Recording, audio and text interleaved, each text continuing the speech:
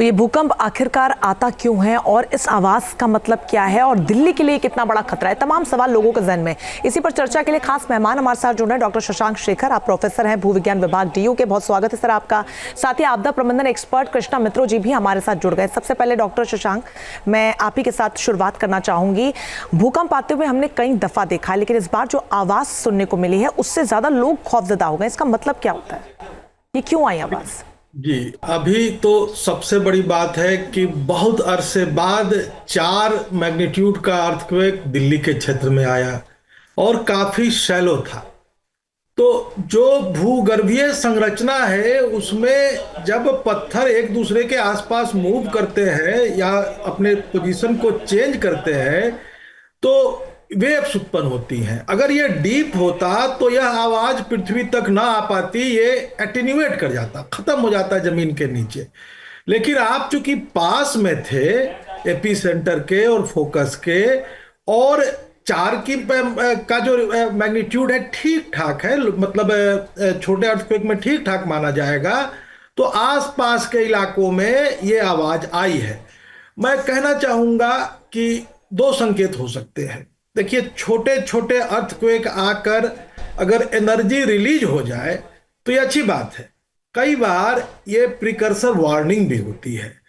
तो सतर्कता तो बहुत ही जरूरी है और आवाज से घबराने की जरूरत नहीं है। जब भी कभी घर्षण होगा और गहराई कम है तो चूंकि आप इत्तेफाक से उसी के पास थे तो आवाज आएगी, इसको आप रूल आउट नहीं कर सकते। जहां दूर दराज इस अर्थक्वेक को लोगों ने नोटिस किया होगा वहां यह आवाज नहीं आई होगी। जैसे जैसे धौला कुआं क्षेत्र से आप दूर जाएंगे तो यह आवाज नहीं आएगी। तो यह नॉर्मल है एक शैलो अर्थक्वेक के लिए। हाँ, आपके पास जो जिन लोगों ने इसको महसूस किया, हो सकता है पहली बार महसूस किया है। अब है कि जो सरकारी तंत्र है, एजेंसियां हैं, वह चौकन्ना रहे, तैयारी रहे। और एक जो बात न्यूज में आ रही है कि एक झील आकार का क्षेत्र है जहां से इसकी एपी सेंटर और फोकस कही जा रही है, और कह रहे हैं कि पहले भी 1-2 बार वहां आ रखा है।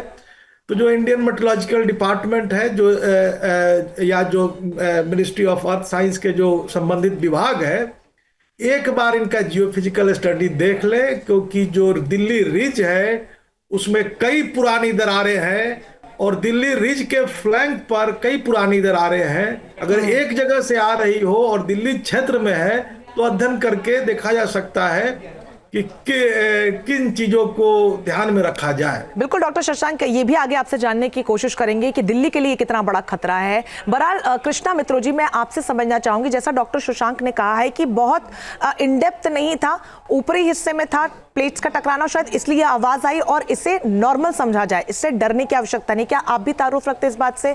आप दर्शकों को आप बताना चाहेंगे कि इससे खौफजदा होने की जरूरत नहीं है? जी, शुक्रिया। पहले तो मेरा नाम कृष्ण मित्रू है, कृष्णा मित्रू नहीं जी। बात यह है कि धौला कुआं से पहले भी या रिज एरिया से पहले भी ऐसे छोटे मोटे भूकंप आए हैं दिल्ली में। उसकी हिस्ट्री है, अभी मुझे पूरी याद नहीं है, लेकिन है। मेरा सबसे बड़ा सोचना यह है कि दिल्ली के पास एक जगह है सोना पे हॉट स्प्रिंग है, जहां पे धरती से गर्म पानी निकलता है। ये गर्म पानी धरती के गर्भ से निकलता है, क्योंकि वहां पे लावा वगैरह इकट्ठा रहता है वो, और उसकी जगह बनी हुई है, वहां से पानी निकलता रहता है।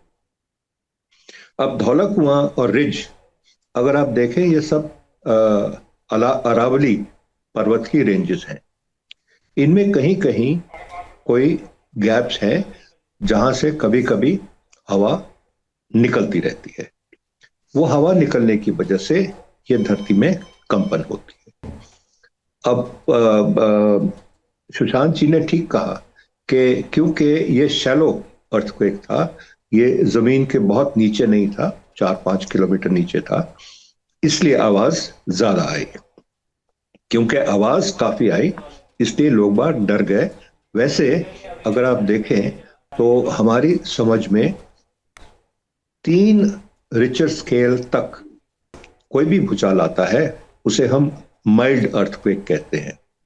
और वैसे 2 के नीचे बहुत से अर्थक्वेक सारा दिन चलते रहते हैं सारी धरती पे कहीं ना कहीं। ये सैकड़ों या हजारों की तादाद में भी गिने जा सकते हैं। अप टू 3 रिक्टर स्केल तक माइल्ड अर्थक्वेक माने जाते हैं। 3 से 5 up to 3 low intensity earthquake माने जाते हैं।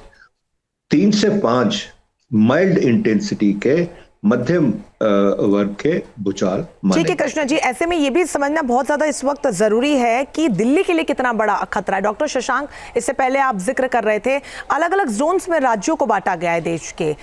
राजधानी दिल्ली की बात की जाए तो कौन से सिस्मिक जोन में आता है और ये खतरा भूकंप का कितना बड़ा है दिल्ली वासियों के लिए? देखिए, राजधानी दिल्ली जोन 4 में है और इनकी माइक्रो जोनेशन भी हो रखी है।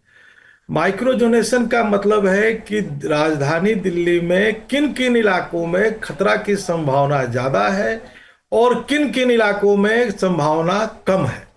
तो यह अध्ययन हो रखा है और जो ब्यूरो ऑफ इंडियन स्टैंडर्ड की मानक है या जो सिटी का वर्टिकल ग्रोथ है, इन सब पैमानों को ध्यान रखकर ही करती है। तो जहां तक माइक्रो साइस्मिक जोनेशन में बात करेंगे हम, तो जो हार्ड रॉक का इलाका है दिल्ली का, जो पथरीला इलाका है, उसको काफी सेफ माना गया है क्योंकि जो बिल्डिंगें बनती हैं उनके फाउंडेशन पत्थर के साथ जुड़ जाती है। बट एक चीज माइक्रो साइस्मिक जोनेशन को भी रिविजिट करने की जरूरत है, क्योंकि एक चीज पर हम ध्यान देंगे कि अगर अर्थक्वेक का फोकस वही है और फाउंडेशन स्ट्रांग है, तो क्या इस तथ्य को माइक्रो साइस्मिक जोनेशन में ध्यान दिया गया था कि जो हलचल है, क्योंकि हलचल का जगह ही रिज का इलाका। देखिए, ट्रांसवर्स टेक्टोनिक्स जो मतलब पृथ्वी में जो पेनिनसुलर इंडिया है उसका आखिरी जो अंत है वह दिल्ली रिज है और उसमें हिमालय के परपेंडिकुलर और पैरेलल बहुत दरारें हैं। अब आप एक इमेजिन करो कि एक ऐसे चीज जा रही है, यहां पे हिमालय में टकरा रही है, तो जरूरी नहीं है कि आखिरी में ही ये अपना रिजल्ट दे, बीच बीच में हम आ सकते हैं। तो ये हम लोग कहते हैं कि जो पेनिनसुला में पुराने फॉल्ट सिस्टम्स हैं उन पर भी ध्यान देने की जरूरत है। तो माइक्रो साइस्मिक जोनेशन को भी यह सूचना देती है कि एक बार बिल्कुल डॉक्टर शशांक का जो जोन 4 का आप जिक्र कर रहे हैं उसमें राजधानी दिल्ली का होना एक बहुत बड़े खतरे की घंटी हो सकता है। बहुत शुक्रिया आप दोनों का तमाम जानकारी साझा करने के लिए। न्यूज नेशन अब व्हाट्सएप पर खबरों की ताजा अपडेट के लिए न्यूज नेशन के इस QR कोड को स्कैन करें।